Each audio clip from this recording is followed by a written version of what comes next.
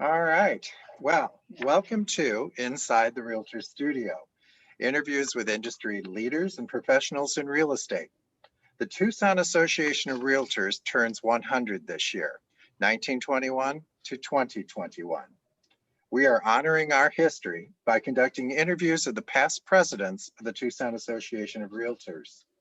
We'll learn a bit of history by talking to the experts themselves. Our past president today is Lisa Suarez, serving us in 2009. Lisa is the owner-operator of one of Southern Arizona's leading property management companies, EMS Realty.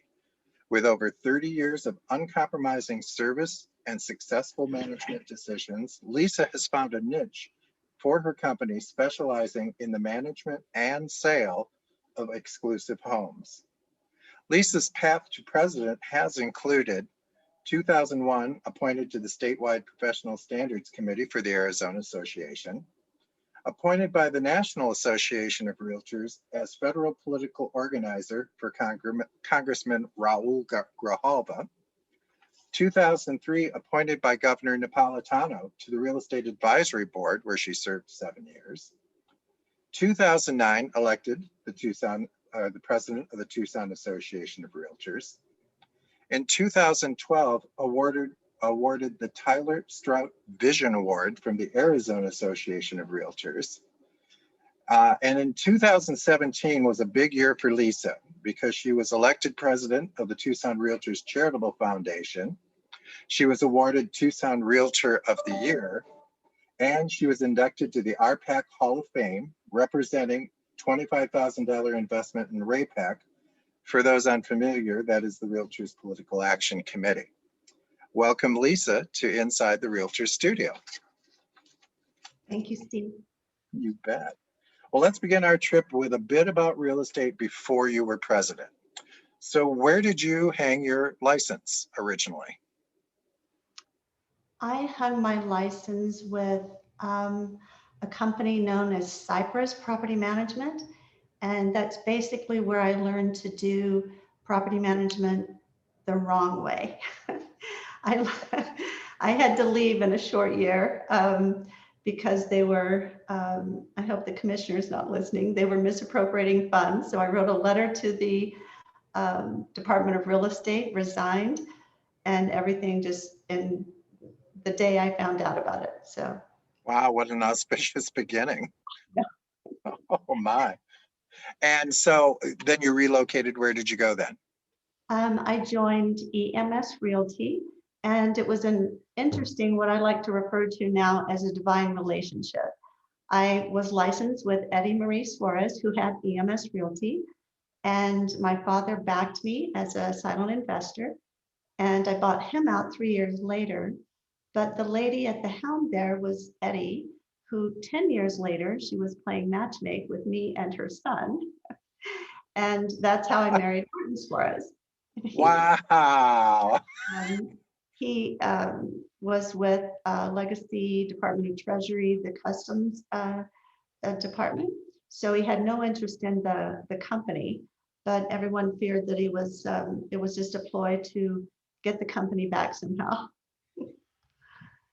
So you were destined for property management the whole time. You just never knew it, I guess, or what drew you to it originally? Well, it was an opportunity because originally I started school here at the U of A after graduating from high school, but I was there just less than a year. Went up to Phoenix to Legal Arts of Arizona, where I became, after 2 years year-round studying, I became a court reporter. And the problem with that was I loved doing it. I was in Superior Court doing depositions and criminal court trials, things like that, covering them.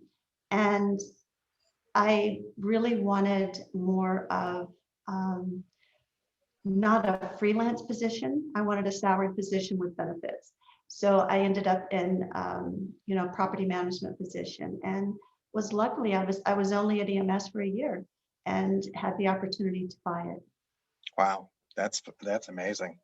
So when you first started, can you describe the technology of the day? I mean, were we using pagers? What were we doing? I mean, There were pagers, and they charged by the text or the character on the text. yeah, It was kind of crazy. So yeah, the technology was not there. The computer program that EMS had when I started was not very good. Um, in fact, the bookkeeper at that time was doing it manually. I mean, she wasn't using any kind of technology. So sure. we love the technology now. Makes so much life so much easier. Have you had to, I mean, just out of curiosity, how many times have you had to change your technology along the way? I mean, have you been able to? Well, I usually do that every 3 or 4 years. So I think that's Yeah, many times. I've been doing this since I became licensed at EMS in January of '87 and bought it in January of '88. So since then, we've been through many programs and technology boosts. well, let's shift over now to your presidency. You were in office in 2009, and you were operating out of our current building, right, at that point in time. Yes. And who was your CEO? Well, it was interesting. For a short while, it was Rick Hodges, Mhm. who unfortunately resigned within a couple of months of my term beginning, but not before providing me with great guidance on the processes and leadership training. In fact, I think I went to Greater Tucson leadership training through, TAR. So I think they felt maybe she's not quite there yet because they kept offering more leadership, which I embraced. It was great. And what? Um, huh? Oh, I Go was ahead. going to ask you to describe the staff that you had to work with at that point in time. Oh, sure. Sherry Meadows was Vice President of Member Services, and she was next in line. So she took the helm as the interim CEO. And I have to say, that was the remaining 9 months of my term, my presidency. And she did an admirable job in a very difficult situation. The rest of the staff, they were great. They were very skilled in their respective positions. Wes Wiggins was director of MLS, loved him, he was great. Andrea Ballard was director of finance, was a great help, keeping me on track. Colin Zimmerman was director of government affairs. Annalisa Moreno was there, Laura Krasuski, and Christine Sanchez, who remains a rock star and a real favorite of mine. So how did you get involved in association leadership? I remember when I first ran, I was encouraged by other leaders at the time to run for, throw my hat in the ring and run for the board of directors.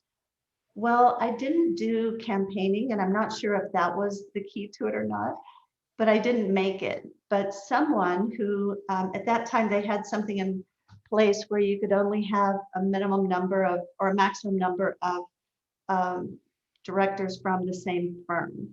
Correct. So one person had to go off of the board, and I was the next highest vote getter. So I landed in the position, was doing great, served my 2 years, thought I was just going to go on, maybe continue with committee involvement. And I received a call from Gary Hardy. And he said, would you run for vice president? You only have to do it for a year. You won't have to do anything else. And I said, well, I can do that. And then it didn't turn out, but it was just 1 year. I Yeah. kept. That's always the hook they use, Yeah. So in both cases, you were encouraged. You had somebody that was I was. asking you. Yeah. I got the call, the ask, and so it worked out well for me. I It was great serving alongside Kim Clifton. She was president of MLS at that time, so we kind of forged ahead together. And we still had the esteemed legal counsel of Mike Monroe. He was extremely helpful with my challenges. And did you have a mentor in leadership? Anybody that you looked up to or wanted to follow? I have so many. I will tell you, JT was one of the first ones that, I served in a committee environment with. And initially, I was very intimidated. I felt like he was the teacher that I was afraid of in school. But he taught me how to, really be great at running a meeting and following on agenda and being very efficient. So he was helpful. There were many that I admired during that time. Rosie Coberline was one. Um, you know, Teaching me, always look for the unintended consequences. So there were little jewels that I gleaned along the way. And during my year as president, you were on my board, and that was extremely helpful. I was, and what a great experience it was. And for those who don't know who JT is, that would be the innumerable JT Tigas, who is also one of our interviews. So take a look out for that while you're at it. Let's ask what the biggest challenge was during your presidency. Well, I mentioned a few minutes ago that one of my greatest challenges was no formal CEO to navigate the decline in membership due to the housing market crisis. I'm sure you remember that. It was basically the worst U.S. economic disaster since the Great Depression. The morale of realtors was low during that time, as we were perceived as part of the problem. And we had to rise above that, become part of the solution, to chart a course to revitalize the real estate market. We had to strengthen our relationship and value to the consumers, and more importantly, to our community and our realtor family. Our membership's confidence was in the real estate market was shaken, and our focus became the task of honing in and building upon the experience, the true character, and professionalism of our members, to give them the tools to sustain and to be an integral part of rising above these challenges. And it was interesting to realize that towards the end of my term, in my installation speech, I offered a quote from Katie Couric. And she said, "A ship is always safe in the harbor, but that's not what ships are built for. Challenges are what ultimately measure your fortitude and your character." Little did I know then that I would be shipped out for the perfect storm. But we as family, as a realtor family, weathered that storm. Embracing those opportunities allowed me to grow. And for that, I feel I'm a much better person for going through those struggles. And what do you think your biggest accomplishment was that year? It was interesting because politics was nothing I ever really wanted to be involved in. And government affairs, I made sure I have a very talented chair of my government affairs committee. Bill Arnold was there, and he was really well versed in all the ins and outs and protocols and policies for government affairs. And he was well known in the community. But I was really proud of being at the forefront and leading the charge for the public safety initiative that our association introduced that year. It was Proposition 200, and it was clearly focused on community and giving back. The scary task of personally presenting our cause to the legislative committee at the National Association of Realtors gave me great angst. I was terrified to do that.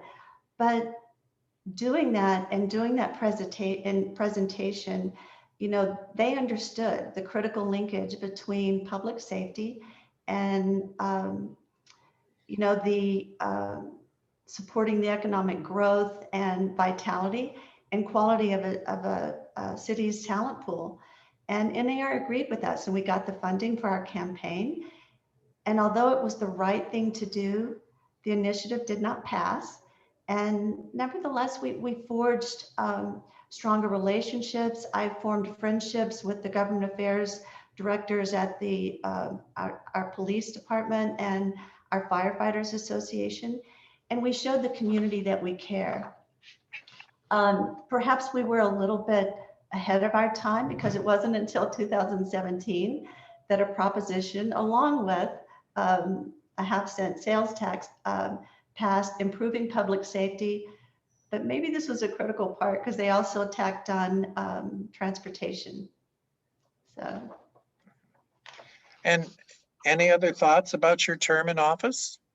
Yeah, I cannot go without saying that I'm equally proud of the accomplishment, which, by the way, did result in success.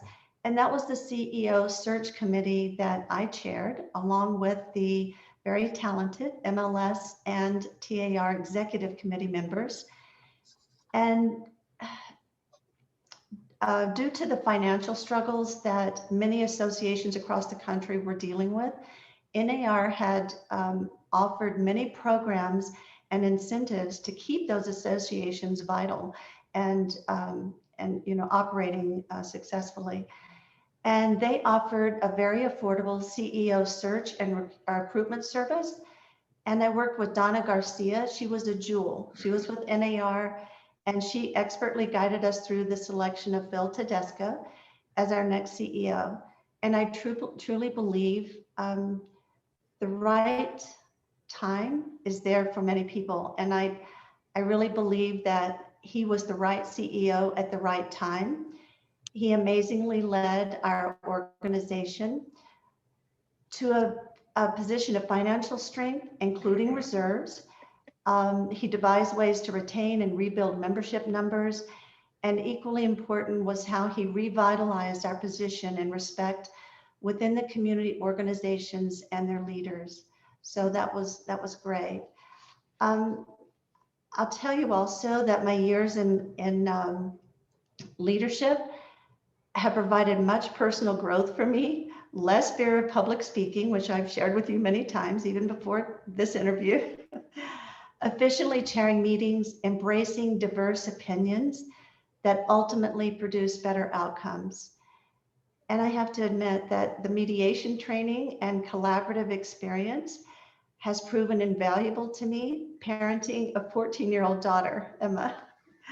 At the same time I was going into the role of presidency, the adoption of Emma was finalized. And finding balance in my personal and professional life was critical. I think divine intervention became part of my mentor and my daily routine. So yeah, it was great.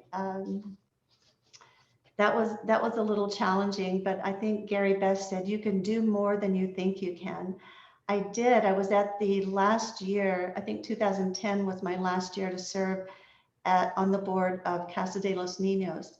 And that's what promulgated the decision to foster and adopt Emma. So. See, it just all comes together. It does, for a reason. Well, we are at that point near the end of our time together where I'm going to ask you 7 quick questions, and I'm looking for 7 quick answers. Okay. So first, what's your favorite word? My favorite word is hope. Okay. And what's your least favorite word? I can't. Well, that's 2 words. Can't. Can't. Okay. And what turns you on spiritually, creatively, emotionally? I would say in present time for me, where I've grown, is diversity is very important to me. I like to hear that. And what turns you off? Pettiness. Yeah. And what profession, other than real estate, would you have liked to have tempted? I secretly wanted to be a race car driver. Formula One? Oh, yeah. Okay. And is there a profession you're super glad you didn't try? A profession I didn't try, or that I would not want to try. Not want to. Yeah, that's a tough one. Okay.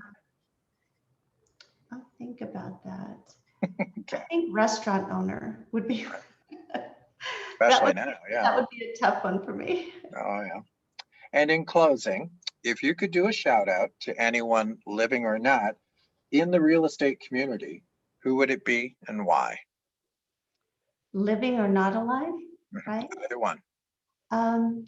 I would say my mother, who was a broker in Arizona and Texas, but she really was my North Star for most of my life. I truly did not think I would go into real estate. I didn't want to do sales. I don't have as much of an outgoing personality. I've grown a little bit, with that, but I'm truly much more of an introvert. But I would say she was my North Star and truly inspired me in many ways, real estate and my personal life. Okay. Well, Lisa, that's the end of our interview. I want to thank you so much. It's been a pleasure. And of course, you're always been one of my favorites. So thanks for being on Inside the Realtor Studio. Perfect. Thank you, Steve. It's been a pleasure. All right.